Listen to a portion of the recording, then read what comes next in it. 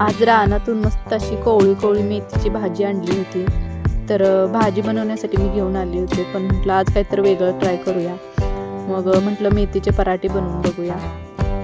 खूप मस्त लागतात आणि थंडीत खायला खूप हेल्दी असतात. चला तर मग रेसिपी बघूया. असं मेथीची पानं काढून घ्यायची, देठ नाही घ्यायचं. जसं आपण भाजीला देठ वगैरे घेतो कोवळं कोवळं तसं नाही घ्यायचं, फक्त पानं काढून घ्यायची. आणि इथं मी नीट करून घेतलेली आहे भाजी. स्वच्छ धुवून घ्यायची आणि बारीक कट करून घ्यायची.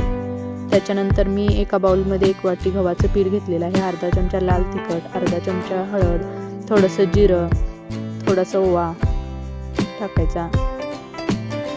1 मोठा चमचा बेसन घेतलेला आहे. नंतर मिरची आणि लसणाचं वाटण घ्यायचं. 1 मोठा चमचा तीळ, चवीनुसार मीठ घालायचं आणि हे सगळं मिक्स करून घ्यायचं. नंतर बारीक चिरलेली जी मेथी आहे ते टाकून मेथी पिठामध्ये चांगली मिक्स करायची.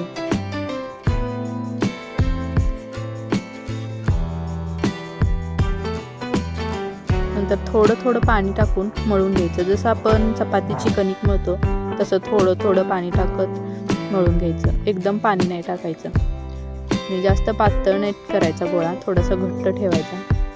इथं गोळा मळून मी त्याला वरून तेल लावलेलं आहे आणि 10 मिनटं रेस्टला ठेवलं होतं. त्याच्यानंतर असे गोळे बनवून घ्यायचे. जसे आपण चपातीला बनवतो तसे गोळे बनवायचे. सगळे गोळे एकदम बनवून घ्यायचे, म्हणजे लाटायला पटपट बरं पडतं.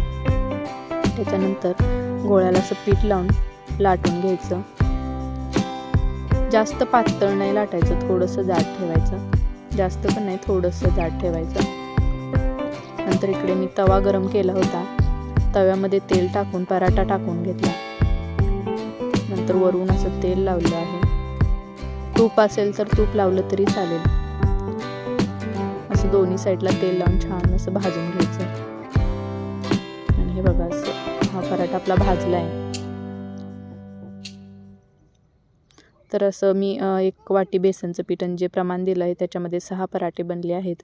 त्याच्यानंतर मी पराठ्याबरोबर खायला इथं शेंगदाण्याची चटणी बनवली होती. तुम्ही दुसरी कोणतीही चटणी बनवू शकता. दह्याबरोबरही खूप टेस्टी लागतात हे पराठे. चला तर भेटूया नेक्स्ट व्हिडिओमध्ये.